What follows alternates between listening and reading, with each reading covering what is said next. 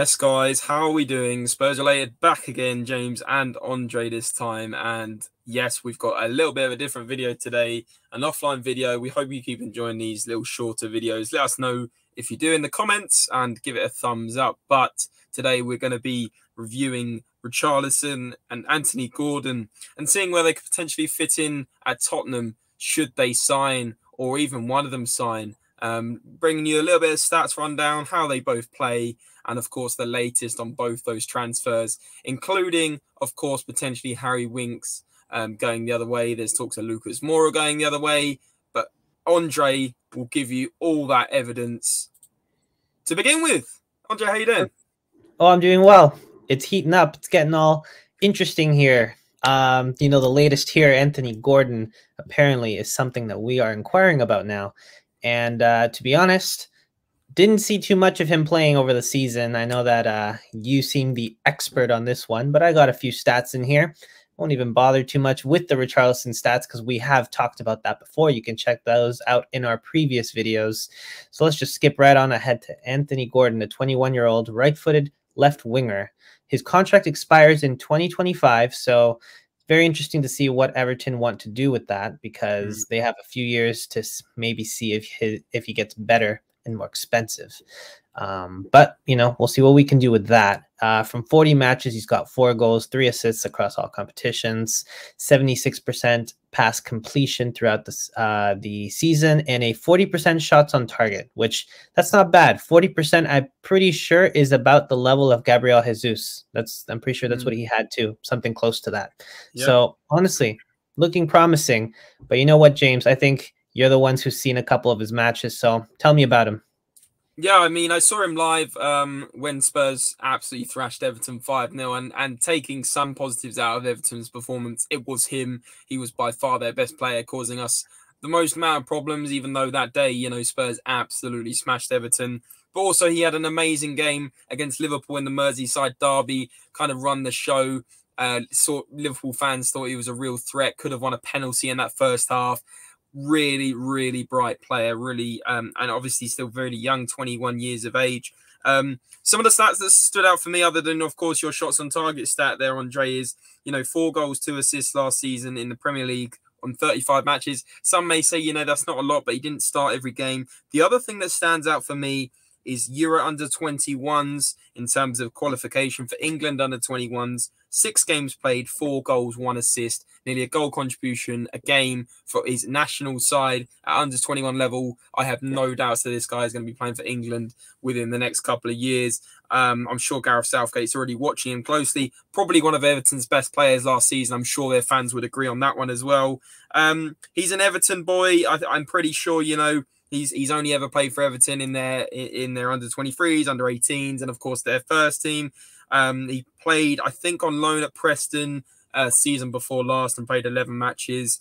I think this guy's an exciting player. Do I think he's going to come in if we signed him and be first team? Absolutely not. I think he would really be a squad rotation player, depending on whether obviously Steven Bergwijn and Lucas go elsewhere.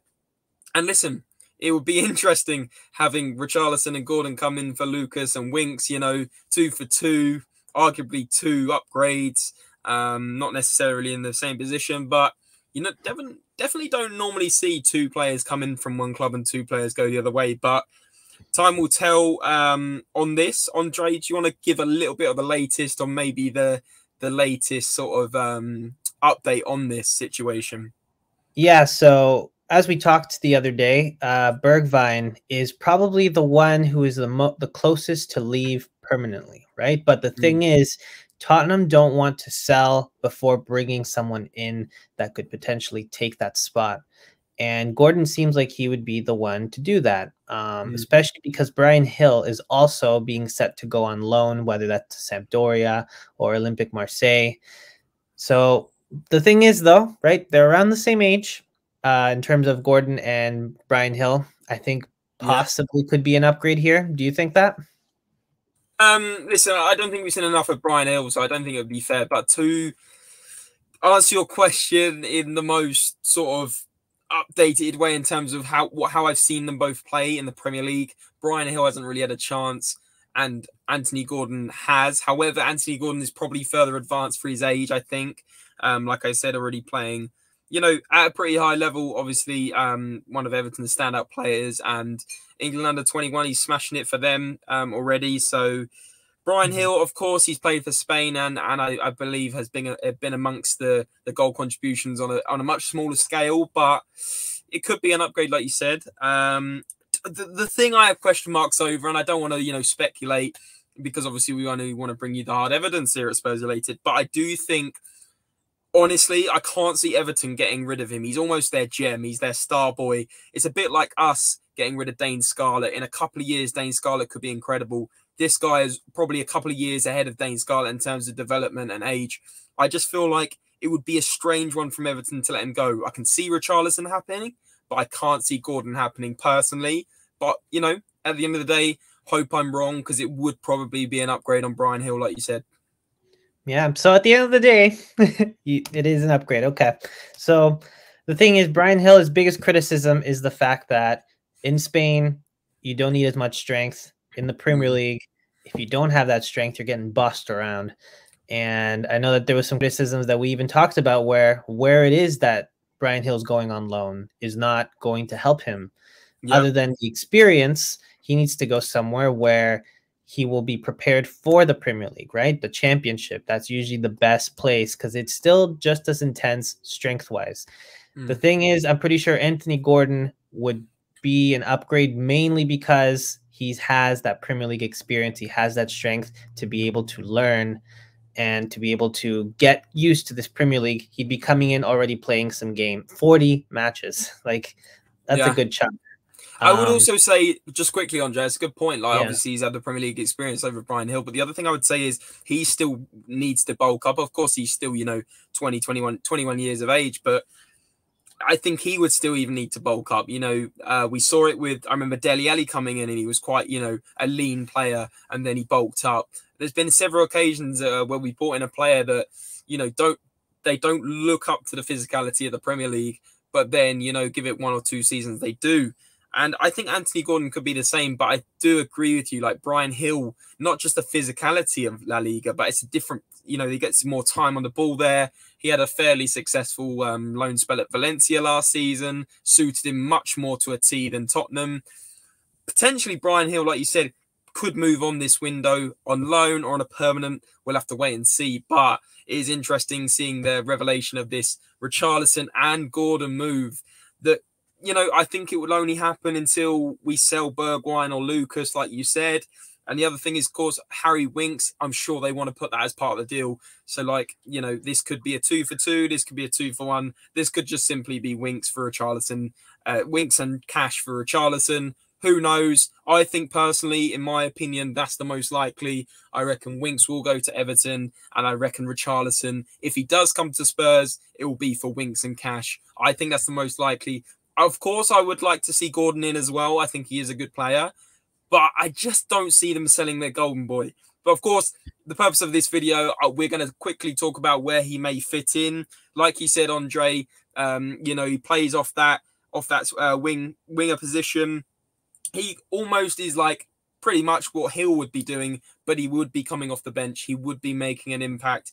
He would also be backup for, potentially Son. He could be backup for Kulusevski. I'm pretty sure he can play off both flanks.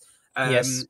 Strong player in terms of, he runs quickly, great pace, full of energy. Like I said, in the matches I saw live, when I saw him against Spurs, he really was their best player. I think he won a couple of fouls that got one of our players booked. I can't actually remember who it was. I'm sure someone will be able to tell me in the comments. But against Liverpool, when Everton had to go to Liverpool and try and get a result, I believe Liverpool only won 2-0. It was a tight game. And Gordon really could have put Everton 1-0 up in the first half and could have won a penalty.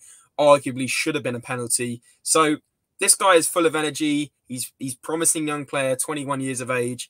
And, he's English as well. So he could be worth even more in the future.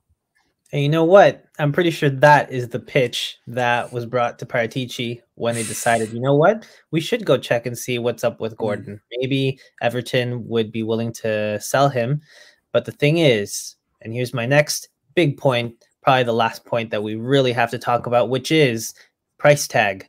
What would you say would be the fee you'd be willing to pay for Gordon? See, I might maybe let myself look stupid here, and the people in the comments may disagree, but I would never, personally, I wouldn't pay more than... It's difficult, because if I said 50 million, people might say, oh, that's crazy. But at the end of the day, you're looking at a player based on his potential so far and his future potential and how much he may be worth in the future. This guy, you know, you can laugh in the comments, you may agree with me. This guy in 3-4 years might be like sort of a Gareth Bale, where he really develops in the Premier League, suddenly, you know, bursts onto the scene and really, really holds an incredible value and has interest from all clubs around the world. He could be £100 million player in a few years. No one knows. So personally, for the sake of a risk and an investment, and considering we don't desperately need wingers, it's probably our least priority position, maybe, or one of them. Obviously, we really need left centre back, like we know, another wing back, a centre mid. If Winks, obviously, when Winks inevitably goes, there's plenty more positions we need to strengthen first. I'm sure you agree, Andre. So I personally wouldn't pay for more than 40 to 50 million for Gordon, and that is above what I'm saying. I think that's what he's worth, but I'm not saying I'm not saying that Spurs should spend that. I want to see them buy the centre back and wing back and centre mid first. Well, arguably we need another centre mid, but definitely a left centre back and definitely another wing back.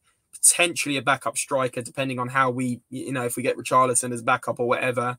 I think I would only go for Gordon until we've definitely got those priorities first, and let's see how much of that cash we've got left that we've been promised by the ENIC investment. Very interesting, because that's the other thing, right? We could talk about Lucas Moura and Winks going, but it is willingness of the player as well, both on Gordon's end, if he really wants to push his move here, and also how willing, more so Lucas Moura than Winks, how much Lucas Moura is willing to go to Everton. Because from what I heard, it seems like he would like to run out his contract or maybe get to that last year and then go somewhere else. Yeah, I mean, with Lucas is a good point. I can't see him going to another Premier League club. I think he wants to kind of be a legend at Spurs. I could see him running out his contract and going back to Brazil, maybe back to Sao Paulo for a year, where he was obviously at before. I could see something like that, maybe even an MLS move. Who knows? But I can't see him going to Everton. I mean, it would be weird, wouldn't it, seeing Dele Alli and Lucas Moura both in an Everton shirt? But, you know, it looks like Winks is going to go there. So it could be the Spurs trio reunited, and maybe three players that arguably should have or could have moved on earlier, especially Dele Alli and Winks. But let's see. But for sure, just to kind of summarize on Gordon, I don't think it would be a necessary move, but if we manage to make it happen, I think it could be a really, really interesting and sensible investment, because I think this guy's price tag is only going to rocket up. True. And see, for me, based off of the fact that we paid 25 million plus Lamela for Brian Hill, I'm going to go with, I wouldn't pay more than 35 million for Gordon. But I also think that this guy is worth more based on the English tax as well. Obviously, you're paying more because he's English and the homegrown quota and the homegrown rule. But let's see. I still can't see both these players. It would be two of Everton's best attackers in one window, considering they only just stayed up last season. Are their owners going to want to do that? I think they're quite reluctant to sell Richarlison alone, let alone their golden boy as well. I really can't see this happening, and I hope I'm clipped for all the right reasons that we do get them both. But for me, I can only see one happening, and that is Richarlison. That would make sense, especially because Everton are looking at around 65 million for Richarlison, and that's a lot. Not to mention, also another factor here is, besides the Lucas Moura part, it looks like for Winks, Everton are trying to work out some sort of loan deal. But of course, Spurs, unless they really want to bring them back, they just want to get the money now. And that's sort of the issue, is that they're like, look, we're about to pay you somewhere close to 65 million, but we want to give you a player so you can give us money now, so it can go as part of this Richarlison deal. So we'll see what happens there. But the thing is, Everton would be looking for some sort of obligation to buy. So they are interested in Winks. It's just that based on the fact of the whole celebration of Everton at the end of the season was the fact that they didn't get relegated. They are looking to sign some big players and then work out the sort of like the little budgeting later on for people, for like players like Winks, things like that, backups, which, you know, unfortunately, imagine going from Tottenham as a backup to Everton and you're still a backup. It's incredible, isn't it? I really do hope that Winks steps it up over there and, you know, has a great career, because it is unfortunate. He was meant to really break into this team and he kind of didn't. So yeah, exactly that. But I mean, maybe just to summarize, Andre, what did you? I've made my opinion clear throughout this whole video of what I think would happen, and obviously I've said, you know, how Gordon would probably fit in. Obviously, going with in relation to the title of this video. What do you see happening? Maybe a little prediction from you. Do you see us getting Richarlison? Do you see us getting Gordon? What do you see happening? I have to agree with you. I think that one of them will come here, not both. We're not known for just raiding clubs until recently, right? This could be the window where we raid Everton, right? Last window we raided Juventus. This time we raid Everton. We'll see. But these would be much more expensive players already. Maybe we could work out some sort of loan with like increments of buying afterwards, the way we did Kulusevski. We can see that could be a possibility. Loan to buy, loan to option with an option to buy. Yeah, we've done that with Romero. We've done that with Kulusevski. It seems to be the modern way of kind of getting deals over the line that may not necessarily be done straight away on a permanent. I know Juventus are a big fan of that, and they've done it with a couple of centre backs as well. Let's see what happens. But yeah, so I wouldn't put it completely to bed that we can't get both, but it seems more likely we would just get one done. But again, this is unprecedented times, at least for me as a Tottenham fan, seeing Tottenham working their way through this window nice and quickly and getting it done. And if something isn't getting done, they push to confirm that it's not going to happen, and they move on. So yeah, exactly. We could be getting both, maybe with some interesting deals, and then possibly moving some people forward. And then in terms of where he'd fit, yeah, he's played on both the right and the left. So honestly, he would be a player that could come in for Kulusevski or for Son. So that to me seems very promising. The fact that you have an English player, so that's the homegrown, checked off. You have a player who can fit in on both sides. That's another box checked. He's young and promising. Another box checked. His price tag will go up. It's yeah. There you go. Exactly. I mean, two more points maybe. One point is what Jack made on the stream yesterday about kind of a smoke screen in terms of, you know, we've been linked with Jed Spence for a couple of months now. It's not gone over the line. You know, potentially we just suddenly go the next day and agree a deal within 48 hours under the radar. It's kind of what happened with Basuma. We weren't linked with him properly for too long. Suddenly the next morning I wake up and the deal's done. It was crazy how quick that happened.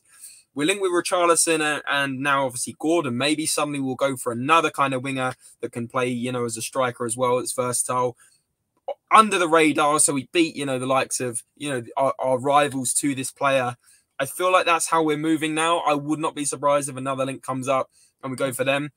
And the other thing is, of course, like you said, Gordon can play on both flanks, but also Richarlison can play off both flanks and as a striker.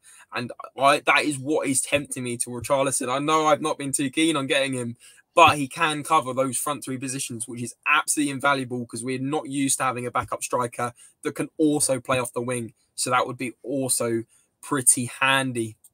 Yeah, that multi-positional player is kind of what we need. If you're going to be sort of the second string to Harry Kane, you need to come into this club knowing that you need to be able to play the other positions too, because Harry Kane's fit, he's going to play and he's going to push to play. So exactly, you have and to you be don't able know who's to, going to get injured. Yeah, and you have to be, you know how valuable you are if you can be like, yeah, I can play for Son, I can play for Kane, or I can play for Kulusevski. Whoever gets injured, I'm your guy. Yep. That's the kind of guy that Anthony Gordon can be, and that's the kind of guy that Richarlison can be. So we'll see, because one last thing, of course, the big thing is that Raphinha, we're still monitoring how that deal sort of on goes with Arsenal right now, right? They're Yep. at the table, they're talking, they're trying to see if they can find some sort of agreement, but we are monitoring them. Chelsea's monitoring him. And at the same time, you know, Chelsea is also looking to scoop some of these players up, but they're very preoccupied on Sterling. So let's keep that there. Let's see what happens with Raphinha, and then maybe Tottenham will just pull the trigger on these two and send a few their way. I wouldn't even be surprised if Spurs make a last-minute move for Sterling either, because I could be wrong, but I have a feeling that Conte would really like a player like Sterling because he can play as a striker, he can play up front, he can play off the wing. He could probably, I don't think you can push it as far as wing back, but I still think Sterling has played striker and winger for Manchester City. He's definitely better off the wing because he's that kind of tricky player with a lot of flair and, you know, a lot of speed. But also he has played up front in times where Man City haven't got a striker. So I do think, you know, I could see Spurs going for him last minute. I do think Chelsea are probably favourites to sign him. But again, like I said, under the radar, you never know what Paratici is cooking up this window, because it's certainly been, every signing so far has been impressive. And he's made 5 signings so far.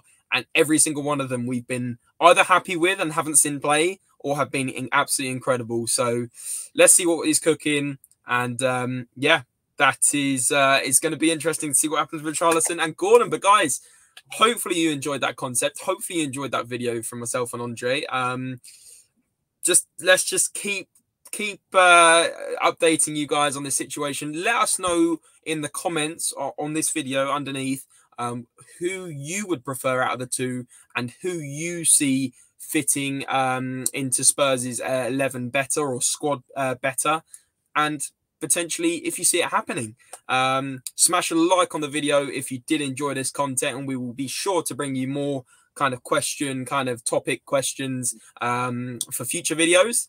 And yeah, we'll see you very soon on another video or another live stream later in the week. Probably have 3 or 4 videos coming this week. So yeah, thanks for watching, guys. And as always, come on, you Spurs! Come on, you Spurs!